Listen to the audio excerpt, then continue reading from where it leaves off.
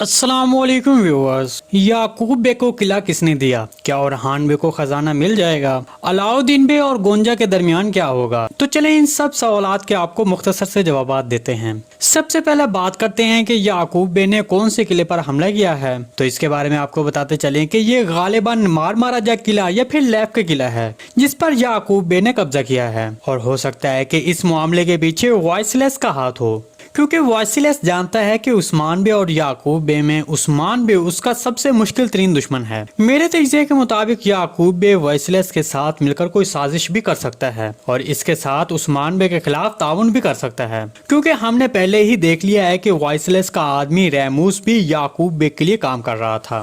دیکھیں، یہ تو سب کچھ اس وقت ظاہر ہوگا جب وائسلیس کا بڑا استاد سیریز میں نظر آئے گا، جو کہ وائسلیس نے گزشتہ قسط میں اس کے آنے کی خبر دی ہے۔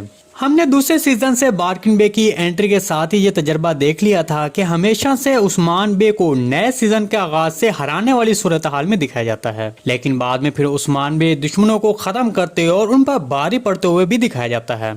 تو اس طرح اب آپ اس حوالے سے اطمینان رکھیں کہ ابھی عثمان بے کا ٹائم نہیں چل رہا ہے، ابھی دشمنوں کا ٹائم چل رہا ہے۔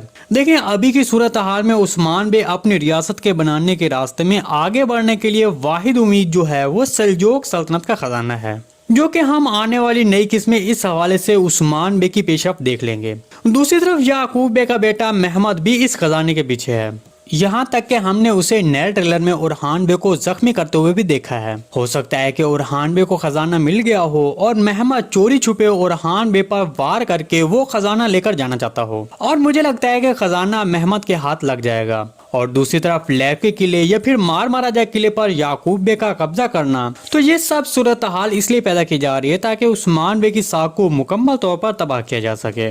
میرے تجزیے کے مطابق اب زہرخدا یعقوب بے کے خلاف کام کرے گا اور وہ خزانہ جو یعقوب بے حاصل کرے گا وہ دوبارہ عثمان بے تک پہنچ جائے گا۔ نئے ٹریلر میں یعقوب بے اپنی بیٹی گونجا تن کو کہتا ہے کہ فتح کے لیے ہر راستہ جائز ہوتا ہے، تو اس طرح لگتا ہے کہ یعقوب بے آنے والی قسط میں عثمان بے کو کوئی بہت سخت نقصان پہنچائیں گے۔